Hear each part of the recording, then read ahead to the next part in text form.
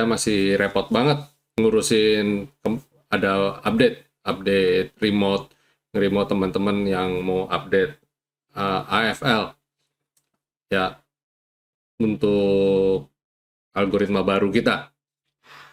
Ya, oke, hari ini pengennya sih saya pengen buat cepet, tapi kayaknya nggak bisa deh. Saya harus, karena besok adalah hari terakhir book building dari NCKL. Ya, jadi saya mau ngomong. Jadi gini, hari ini saya pengen bahas, sebenarnya juga sekaligus sebagai kasih tips ke teman-teman kalau dihadapkan, kalau kita mau IPO, ada perusahaan yang mau IPO, terus apa sih yang harus kita lihat, apa sih yang harus kita cermati. Ya, itu mungkin buat teman-teman semua, supaya bisa ada lihat satu pola, satu pattern yang bisa Bapak Ibu atau teman-teman perhatikan. Ya. Nah, kita langsung aja, kita langsung lihat dari prospektus. Kebetulan saya di hadapan saya ini sudah saya buka prospektus dari NCKL, PT Trimegah Bangun Persada. Pertama, pasti kalau dari prospektus ini, nah kebetulan prospektus ini ajaib nih. Tebalnya 932 halaman. Wow. Artinya kalau yakin Pak, berarti harus dibaca semua. Ini di pojok bawah ini nih, dekat sini 930. Apakah perlu dibaca semua? Ya, dan tidak ya. Investor yang baik, yang benar harus dibaca semua. Tapi sebenarnya nggak perlu lah ya. Kita hanya yang penting tahu inti-intinya aja, inti-intinya aja. Apalagi sebenarnya kalau IPO itu, buat saya pribadi ya, saya itu selain melihat kinerja perusahaan, kinerja keuangan, saya harus lihat juga, ini kita Indonesia Bung ya, kita harus lihat kinerjanya di bursa itu gimana. Apakah dia menjadi public enemy number one atau dia menjadi kesukaan para trader semua. Tergantung ya. Kalau public enemy number one, mau sebagus apapun sahamnya, yang ada yang beli, akhirnya endingnya tidak liquid. Mungkin masih bisa naik, banyak saham-saham yang masih bisa naik tapi nggak liquid. Itu yang ya bukan public enemy lah ya kalau kayak gitu. Cuma orang nggak mau trading aja, atau karena barangnya di market nggak banyak. Kalau public enemy number one, begitu dia keluar di bursa langsung dibanting dan sekarang at the end ada di gocap. Kita nggak mau itu tentu saja. Jadi kalau saya, selain baca prospektus, saya mending nunggu di market. Dia jalan dulu. Nanti kalau kayak cuan gimana Pak? Sampai arah berhari-hari? Ya tidak banyak kan yang arah berhari-hari seperti saham cuan kan. Jadi jangan expect semua saham bisa kayak cuan.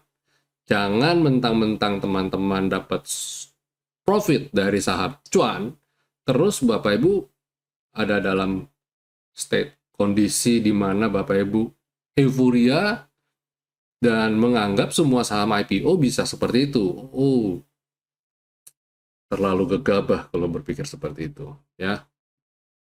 Oke, kita masuk saja. Jadi yang pertama, ada satu periode ya. Di sini pasti di prospektus pasti ada muncul kan ya, kayak masa penawaran awal ya. Ini masa penawaran itu artinya book building, di mana harga di sini belum kebentuk, baru ada ancar-ancar. Kayak di sini kalau di NCKL itu harga di rentang 1220 sampai 1250 ya. Nah, itu harga book building NCKL. Terus tanggal efektif 3 April, artinya apa?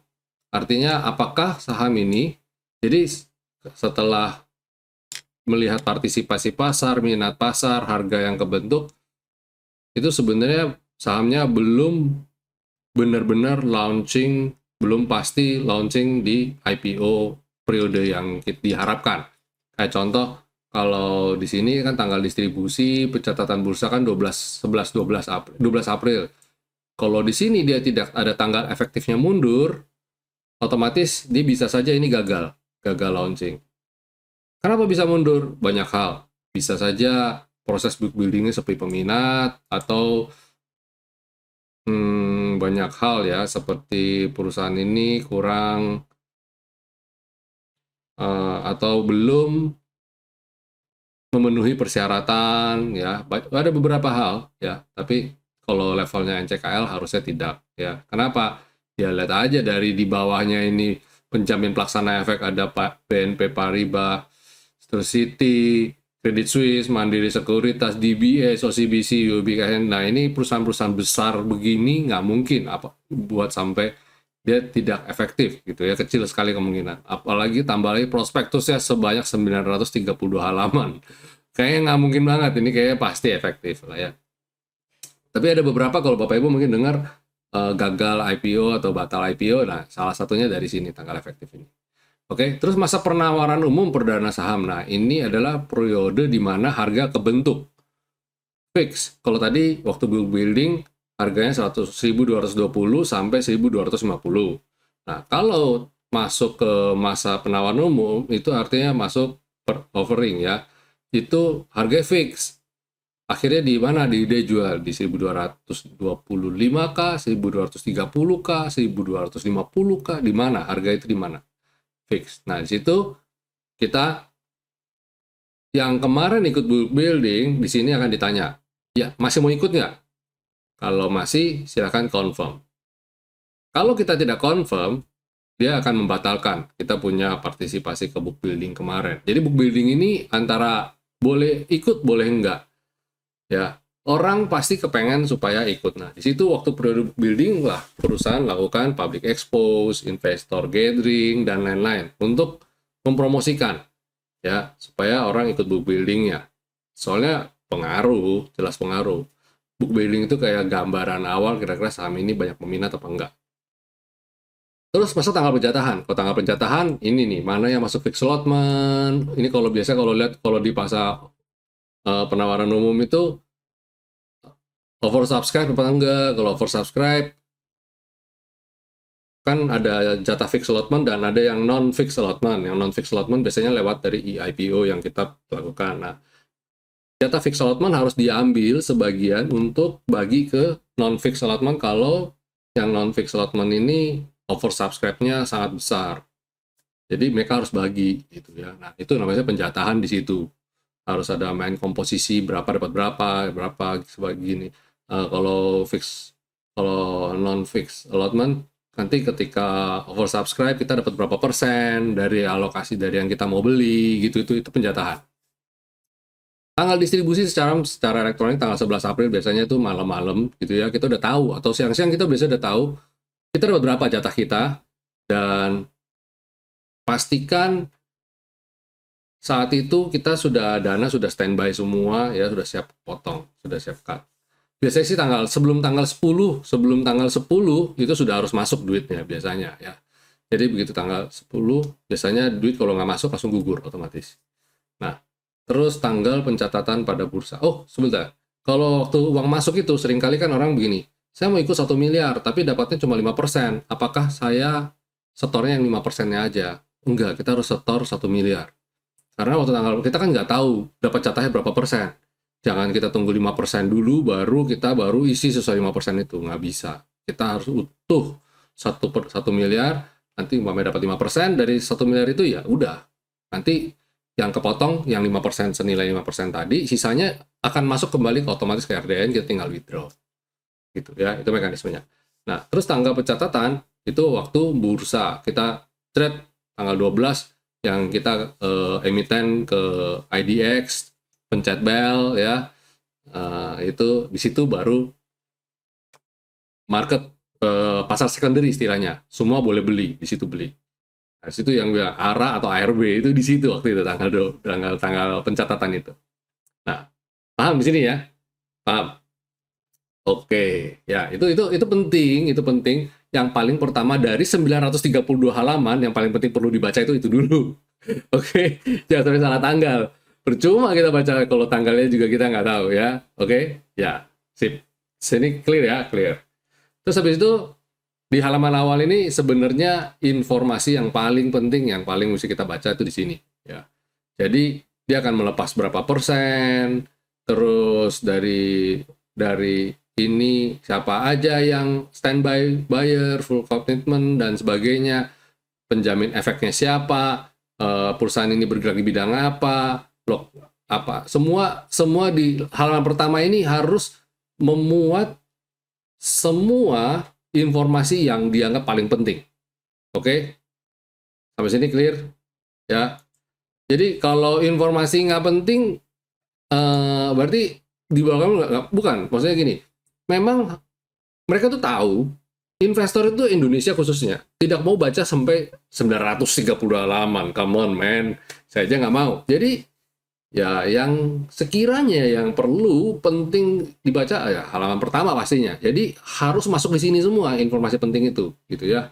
Jadi nah dari sini kita bisa lihat nih kalau untuk T TBD ya, TBP, ini NCK.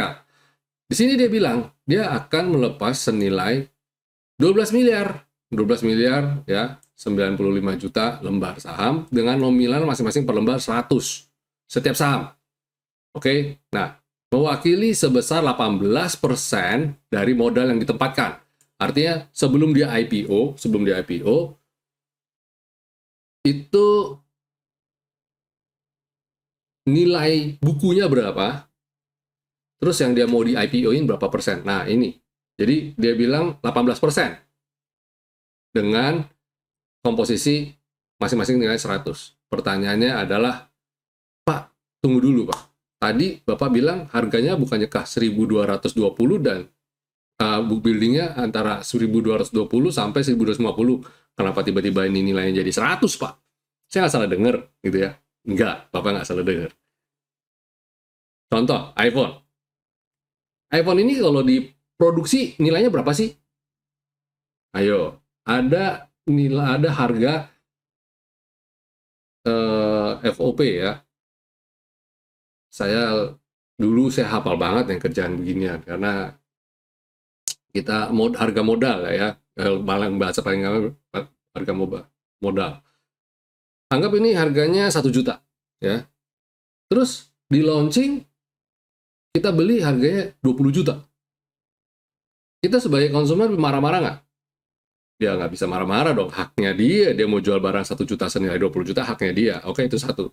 Kedua, kita pasti akan cari nilai tambah apa yang membuat iPhone ini senilai 20 kali lipatnya gitu, dan kita tetap mau beli.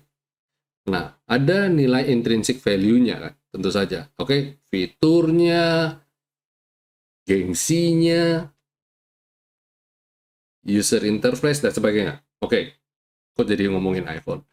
Oke, sekarang kembali lagi.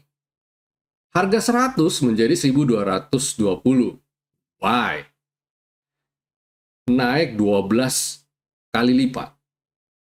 Mirip-mirip tadi 20, iPhone 20 12. Mirip. Jadi harus tahu kenapa perusahaan ini dijual senilai 12 kali lipat dari harga bukunya. Nah, itu yang jadi pertanyaan dan harus kita ngulik di 931 halaman berikutnya. Ini kan halaman pertama. Oke, halaman pertama, jadi kita harus lihat. Nggak main-main. Dengan nilai 1.200 itu dan dia cuma merilis 18% saham dia, total dana yang diraih mencapai 14,7 sampai 15 triliun. Wow. Hanya dengan merilis 18%, dia dapat dana 14,7 sampai 15 triliun. Luar biasa. Sekarang kembali lagi pertanyaannya ya. Buy or not buy?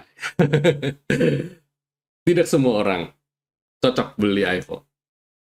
Ada yang lebih milih, saya pakai yang murah-murah aja, yang penting fungsi. Atau saya pakai yang mirip iPhone, cukup dengan nilai 1/5-nya. Jadi semua kembali lagi ke user ya. Ada beberapa hal yang perlu kita cermati di sini. Satu lagi, dengan dana ini, dana IPO, mau digunain untuk apa sih? Dengan dana sebesar itu ya. Nah, itu akan kita mulai masuk kembali ke halaman-halaman berikutnya. Itu yang kita harus cari. Dana itu mau dipakai buat apa? Itu buat kita melihat prospektus ini. Tapi satu, baca yang di-highlight, yang dikotakin, baca. Kenapa? Karena itu biasanya sifatnya penting. Teman-teman harus harus cukup udah dikotakin, hurufnya ditebelin, dibesarkan. Jadi baca ya. Nah, risiko utama yang mempengaruhi signifikan terhadap kelangsungan usaha perusahaan ini adalah risiko fluktuasi harga nikel. Produk-produk nikel, kan barang dia nikel semua gitu ya, dipengaruhi oleh perubahan pasokan dan permintaan nikel. Oke, barangnya. Jadi naik turunnya perusahaan ini dipengaruhi oleh hasil produksi dan hukum permintaan pasar.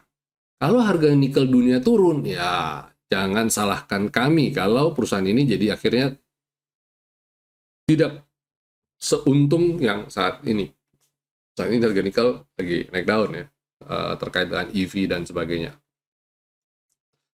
Nah, setiap penurunan harga nikel yang signifikan dapat berdampak negatif, dia udah ngomong ya, dan material terhadap bisnis, kondisi keuangan, hasil usaha, dan prospek. Nah, ketika mau beli, pertimbangannya cuma pikir dulu, ini perusahaan ini apa, bergerak di bidang apa, jualannya apa, untung ruginya apakah bisa konsisten atau enggak. Nah, di sini. Itu baru ngomong perusahaan. Terus ngomong kedua lagi, bahwa investasi pada saham berpotensi dengan tidak liquidnya saham yang ditawarkan dalam penawaran umum perdana. Maksudnya, jadi hati-hati, bisa jadi ada resiko terkait menjadi tidak liquid saham ini. Oke?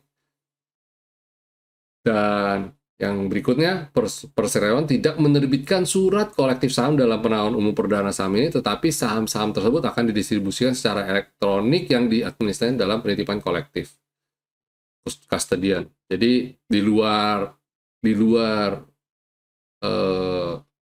IPO ini dia tidak keluarin saham dalam bentuk lain apapun lagi ya. Jadi semua masuk ke saham ini. Dia kasih tahu, itu kasih highlight gitu. Oke. Nah, biasanya kan habis itu kan mulai baca kan bar kedua bla bla bla, ada aturan dan lain-lain ya. Ini lebih ke aturan main. Nah, di sini halaman ketiga adalah daftar isi. Ya. Rencana penggunaan dana. Nah, pasti ada. Semua prospektus IPO pasti ada ini. Kalau nggak ada ini, ya jangan ikut beli IPO-nya. Karena apa? Dia berarti tidak terbuka. Namanya juga perusahaan terbuka. Dia harus terbuka dong. Minta duit dari masyarakat umum, terus mau diapain? Ya. Oke. Terus ada pernyataan utang. Teng-teng. Belum dia udah ngomong pernyataan utang. Terus pasti ada laporan keuangan, analisis dan pembahasan oleh manajemen. Biasanya ini terkait dengan kenapa harus IPO dan bagaimana. Terus faktor resiko dia juga ngomong ya. Jadi istilah kata dia ngomong pahit di depan. Jadi orang kalau mau beli sahamnya dia ngomong pahit dulu. Gua ini lu ya kayak gitu ya. Dan sebagainya. Ini ada sejarah bahkan ya. Dia kasih tahu sejarahnya, kalau belum tahu kita itu siapa, ini kita itu siapa, semua dia jelasin semua. Pantas aja sampai 900 halaman. Wow. Ada perpajakan, kebijakan dividen, wah. Dia ngomong semua. Ini komplit sih, komplit. Ya jelas ya, 7 sekuritas. Nah, terus dijelasin definisi singkatan afiliasi. Jadi yang terkait dengan IPO ini suami, istri itu tuh nggak boleh ikut, ya nggak boleh ikut. Teman, saudara gitu. Teman mungkin masih bisa, tapi kalau yang horizontal dan vertikal, ini horizontal maupun vertikal, ini jelas. Saya waktu IPO Cuan juga jelas gitu ya. Nggak boleh. Oke. Lalu, ya bla bla bla bla bla bla bla bla bla, turun. Kita mungkin langsung lompat ke tujuan dari uang ini ya. Saya ingat banget kok. Karena dari 100% dana 14,7 sampai 15 triliun tadi yang akan dia pakai, ini komplit loh, bahkan sampai ada istilah-istilah industri. Wow, ini buat belajar. Jadi kalau teman-teman semua mungkin kalau habis baca 900 ini mungkin jadi paham sekali mengenai industri nikel. Ya, ini kayak buku pelajaran. Wow, ya, keren. Nah, ini. Jadi di sini ada riwayat, nah bla bla bla. Nah, ini laporan sedikit. Nah, ini terdiri dari saham biasa ini. Ini nilai nominal 100 itu dari mana itu di sini bacanya di sini nih. Ada dia kasih penjelasan di sini ya. Nah, ini terus dia ternyata punya anak-anak usaha. Penting, Bapak Ibu penting untuk baca ini. Kenapa? Karena di salah satu tujuan dari IPO ini adalah dia memberi hutang kepada anak usaha. Nah, itu bobotnya besar juga, 30% lebih. Jadi dia dapat IPO, dia memberi utang kepada anak usaha. Istilahnya kayak modalin anak usaha dia. Gitu. Jadi, penting ya. Penting sekali untuk kita tahu semua informasi kayak yang disampaikan ini istilahnya valid atau enggak gitu ya.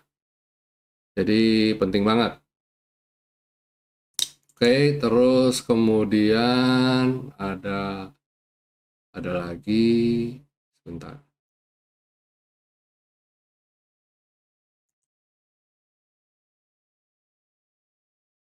Sebentar.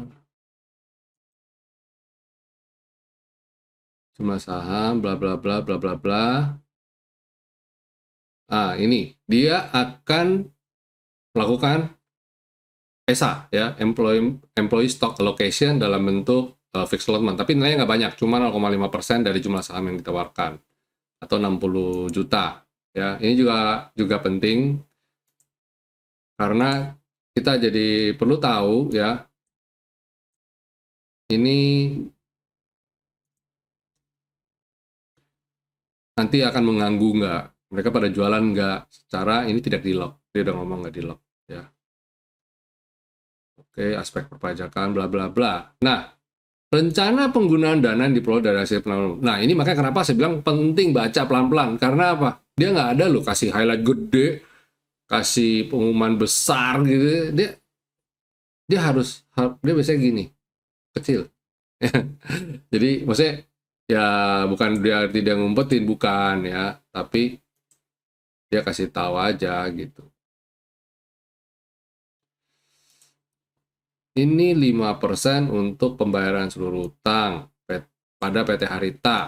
Jadi Trimega Bangun Pusat ini punya hutang ke ke induk istilahnya. Dia bayar hutang 5%. Terus 6% untuk pembayar hutang PT Dwi Muria Investama. Tahu nggak ini PT Dwi Muria? Ini afiliasi sama grup Jarum biasanya. Kalau PT ini. Terus 15% untuk pembayaran seluruh hutang ke OCBC. Ya. Jadi total udah berapa nih? 11,5 ditambah 15 total sudah 26,5 ya. Terus sekitar 0,9 untuk pembayaran seluruh utang outstanding fasilitas term loan 1. Jadi 26,5 ditambah ini ya ini tambah ini kan 15, sekitar kira-kira 27,5 ya. Terus habis itu 2% untuk belanja modal, capital expenditure. Cuma 2% untuk belanja modal. Lihat. Jadi dari 25 sekian, ya, dari 27 sekian, 27% sekian, dia bayar utang untuk capex cuma 2%. Nah,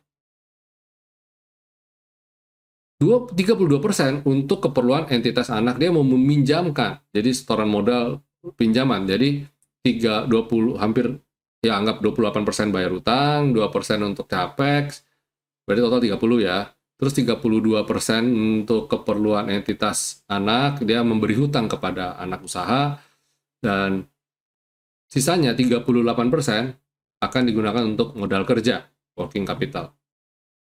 Itu sudah 100% dana.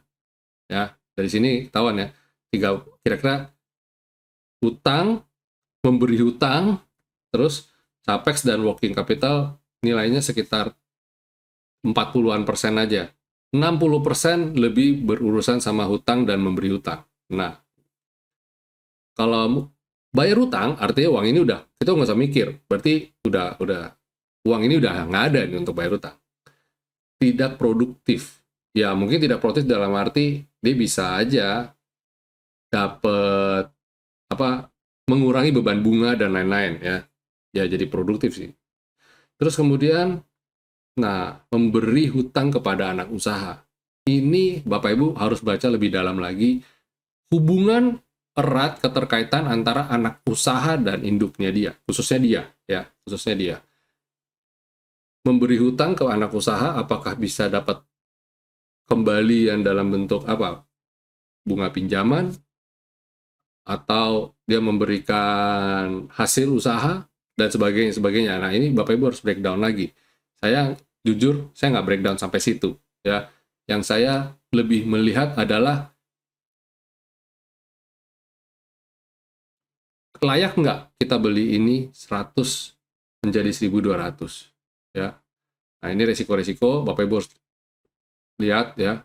Nah, yang saya kaget sih resiko COVID-19 wabah menular itu menjadi resiko pertama. Saya kaget juga sih jujur. Karena apa? Karena ini tambang, bro.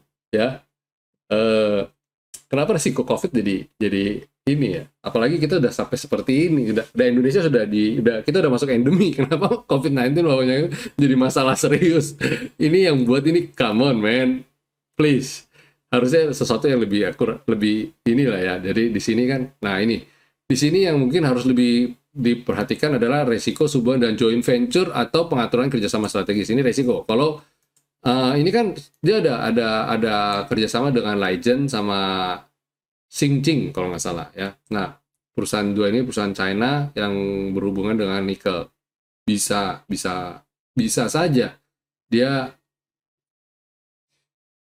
ada bermasalah ke depannya, kita kan nggak tahu kan. Itu resiko. Kita ngomong tinggi, namanya tinggi yang negatif ya kan. Jadi segala sesuatu kita harus harus berpikir worst case scenario gitu ya. Kita nggak bisa confident sekali karena namanya juga ini bukan perusahaan kita, apalagi ini sesuatu yang dia ngomongin doang gitu ya, dia berdasarkan hasil omongan dia doang gitu ya. Jadi nggak bisa kita menjadikan dia sebagai patokan ke depannya untuk menggambarkan kinerjanya dia secara real. Oke? Ya. Terus kemudian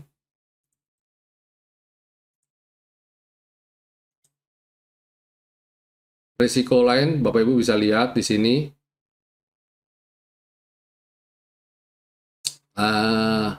kewajiban reklamasi, rehabilitasi, penutupan tambang yang signifikan. Jadi itu membebani juga loh, ya, membebani juga. Jadi Bapak Ibu harus perhatikan. Nggak ini ada banyak resiko-resiko yang akan membebani. Terus perubahan iklim yang termasuk tanggapan peraturan dan industri, eh, resiko hutang perseroan yang signifikan. Nah ini, bukankah dia sudah bayar hutang dan kenapa menjadi ada resiko hutang gitu ya.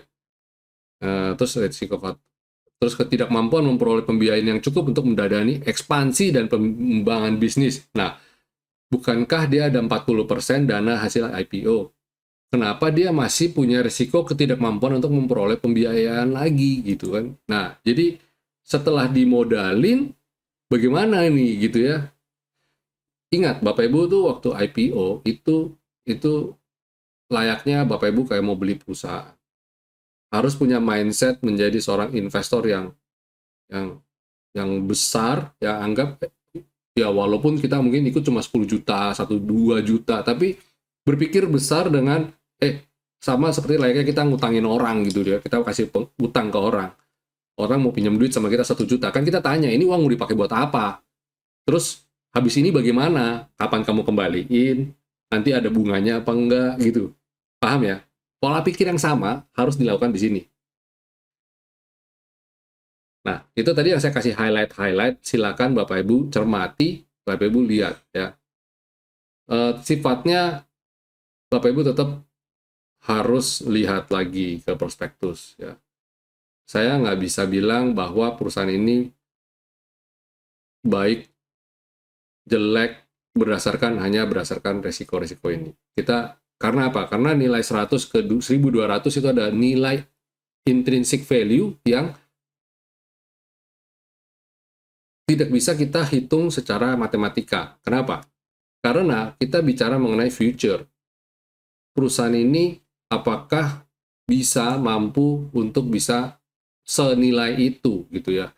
Jadi kalau biasanya kalau IPO gitu ya, pasar yang menentukan nih ketika makanya bisa kayak cuan bisa arah berhari-hari gitu. Karena pasar melihat bahwa perusahaan ini value-nya murah sehingga bisa naik. Nah, ini sebaliknya. Kalau yang ini dia hitung ternyata value dia masih murah.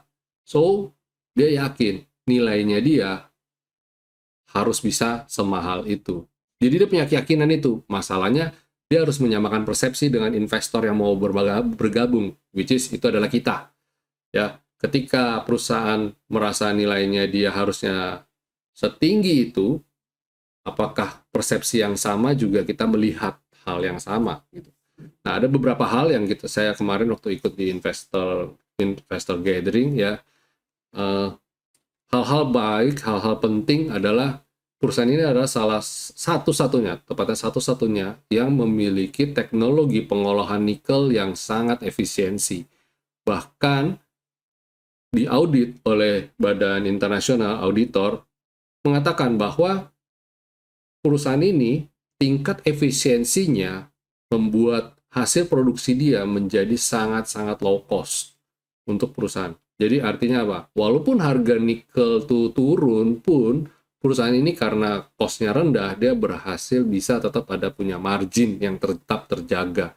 Tetap ada margin. Kalau perusahaan lain, perusahaan lain udah rugi, dia itu masih untung. Ya, kasar kata begitu. Karena apa? Tingkat efisiensi dan kemampuan mengolah nikel yang dengan teknologi yang maju. Dan terus saya didukung dengan teknologi smelter, menjadi salah satu smelter dengan output terbesar juga di Indonesia, dan sebagainya. Ya. Nah, apakah betul? Nah, saya di sini yang di pemaparan ini yang kita lihat, kita baca adalah laporan keuangan yang sifatnya sebelum IPO ini, maksudnya sebelum proses IPO. Mungkin bukan yang year on year punya kali ya, atau mungkin ya mungkin bukan yang year on year punya, mungkin terakhirnya di kuartal ketiga yang dia rilis. Saya belum lihat sampai segali sedalam itu. Tapi kalau saya lihat sekilas ya, masih masih masih ada, kita harus melihat kinerjanya ke depan gimana. Apalagi harga nikel juga sekarang saat ini sedang juga koreksi ya. Beberapa emiten nikel kayak Antam, Inco juga posisinya juga lagi koreksi, lagi kurang bagus.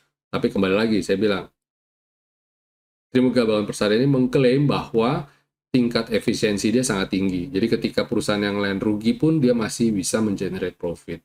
Apakah betul apa enggak? Itu teruji nanti di market. Jadi kembali lagi ke Bapak Ibu, profil resikonya bagaimana? Ada teman-teman kita yang senang ikut di IPO. Spekulasi. Syukur-syukur dapat. Arah berkali-kali. Nah, kalau saya itu modelnya lebih memiliki lebih berhati-hati ya. Saya tidak mau gambling dalam hal-hal seperti itu. Toh saat ini di bursa juga sudah ada 800 perusahaan ya, 700-an perusahaan lah let's say. Kita bisa pilih baik yang murah, yang under value banget sampai yang mahal. Tidak semua perusahaan mahal itu jelek dan tidak semua saham yang under value itu bagus. Semua ada resikonya, semua ada hal-hal yang kenapa orang berani beli mahal dan kenapa orang bahkan murah pun nggak mau beli. Jadi yang kayak gitu-gitu tetap ada. Makanya saya bilang ini kita lihat darlingnya publik atau public enemy number one. Nah, kita harus lihat ya ke depannya bagaimana. Secara sekilas melihat potensi perusahaan, saya melihat apa yang dipaparkan dengan resiko, dengan semua yang dijelaskan, perusahaan ini bagus, layak sekali. Tinggal kita menanti lihat bagaimana setelah dia di pasar sekunder, ya. Oke, wah ternyata video yang saya buat cukup lama ya, 30-an menit. Ya, saya di video ini saya tidak bisa bilang harga ini layak murah atau enggak, karena jualnya terlalu jauh dari harga buku Rp100 menjadi 1.220.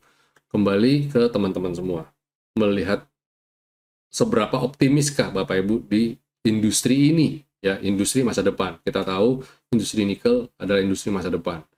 Kita saat ini yang kita lihat itu belum apa-apa, belum apa-apa. Baterai, industri baterai dan sebagainya itu belum apa-apa.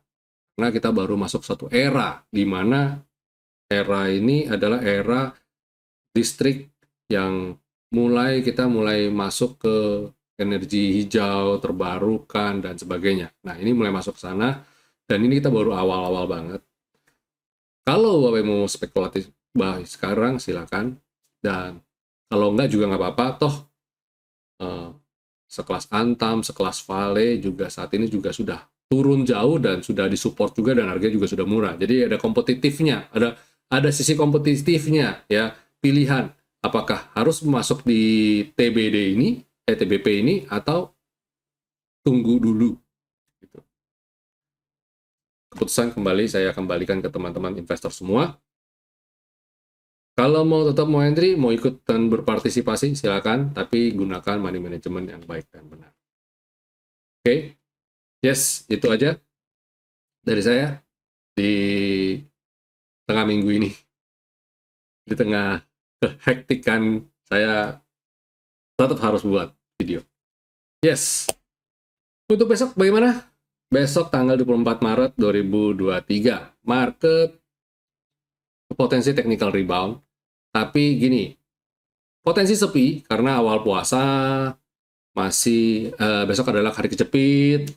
Jadi tetap perhatikan, mungkin transaksi bisa sepi ya. Jadi hati-hati. By the way, ini sudah pakai algoritma baru. Wah. Ya, ini sedikit berbeda. Jadi garis-garisnya yang kemarin garis-garis udah nggak ada ya. Yang garis-garis di sini pakai algoritma lama. Kalau saya pakai ini beda di mana? Ini selendang aja kelihatan beda. Ini satu kurus, ini gemuk gitu ya. Nah, ini udah masuk ke dalam selendang, udah lebih early ya. Dari rebound dari bottom ya. Harusnya ya nyampe lah ke 6.800 which is adalah T2 ya. Tadi kita set target ke sini dulu. Ya. 6825 target T2. Ini target kita untuk IHSG. Kalau dalam beberapa waktu ke depan ya, bukan berarti pasti ke sana. Tapi ya kemungkinan besar bisa ke sana. 67 jangka pendek 6740-an, 6750 pembulatan, terus kemudian ke 6825, 6824. Itu target kita ke IHSG ya. Koreksi terbatas kalau besok karena market masih sepi ya potensi bisa menguji ke level support stop loss di level sorry ini nih 6575 atau 6557 ini ya, antara dua dia bisa ke sini area ini dia akan menguji support kalau koreksi gitu ya. Tapi kalau dia bisa lanjut ya ini tarik resisten. Jadi rentang pergerakan besok ada di 6557 sampai 6740 ini. Oke.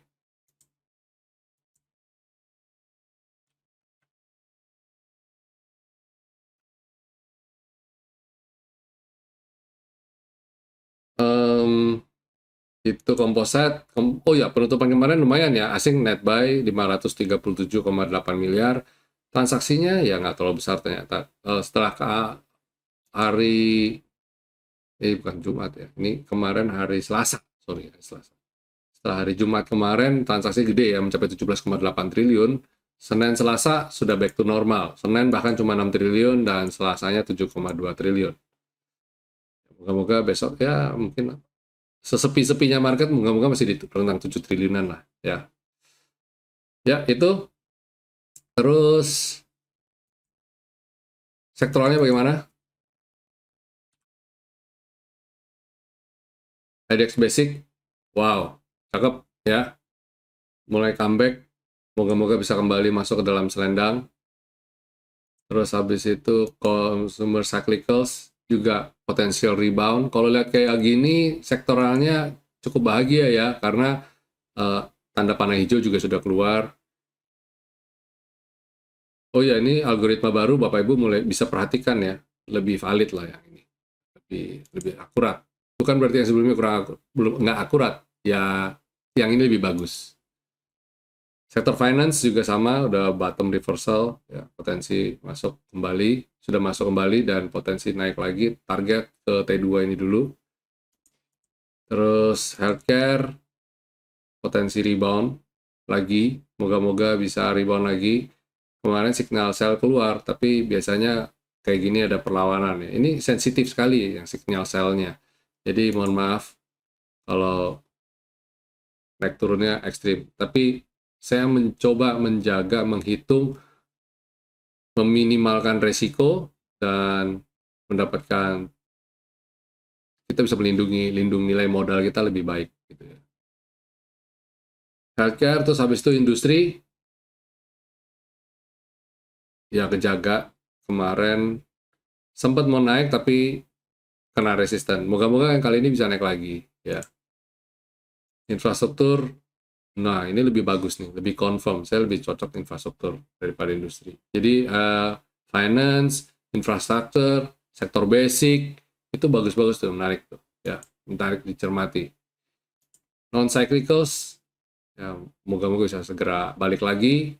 Ini masih belum ada tanda-tanda yang signifikan. Properti, wow, bottom banget sih. Moga-moga rebound juga nih. Ini soalnya dari bottom banget. Tekno, gile. Kalau dia nggak bisa naik, ini hati-hati dia bisa runtuh lagi. Secara Goto itu sentimennya lagi kurang bagus nih. Tapi entah kenapa bisa rebound. Takutnya reboundnya itu adalah memancing orang masuk, sedangkan ada yang keluar. Nah, transportasi, ya transaksi kecil banget, abaikan aja. Kalau secara teknikal dia menarik ya, rebound. Ya, itu sektoral kita. Dan kalau lihat sektoral, cukup optimis ya, besok bisa rebound lagi ya, karena udah pada disupport sektoralnya juga. Dan besok kan kejepit juga ya, harusnya sih market lebih gampang drive-nya. Drive-nya lebih gampang. Oke, ya ini market review kita, dan masuk segmen berikutnya yaitu rekomendasi buat besok apa aja yang bisa dicermati. Pertama buat Bapak Ibu semua ada TINS. Wow, TINS keren banget nih. Ada warna panah rebound dari bawah. Cakep ya, TINS. Silakan TINS cermati. Habis TINS ada Telkom. Nah, ini yang saya bilang tadi, cermati sektor infrastruktur. Ini anti badai, termasuk anti badai. Sektor apa saham ini ya saat ini. Terus habis Telkom ada Era. Nah, ini Era juga menarik ya, sinyal reversalnya kelihatan ya. Terus habis itu ada Semen Gresik. Cakep-cakep nih. Ini saya lebih jujur, di algoritma yang baru ini saya lebih confident sih untuk bottom fishing. Dan ini kebetulan momentumnya dapat semua. Ini pada mau ada di bottom dan siap rebound. Last but not least yang kita bottom fishing adalah Barito. Ini cakep banget. Keren banget. Ya, cool. Oke. Ya, itu video saya di tanggal 23 Maret ini.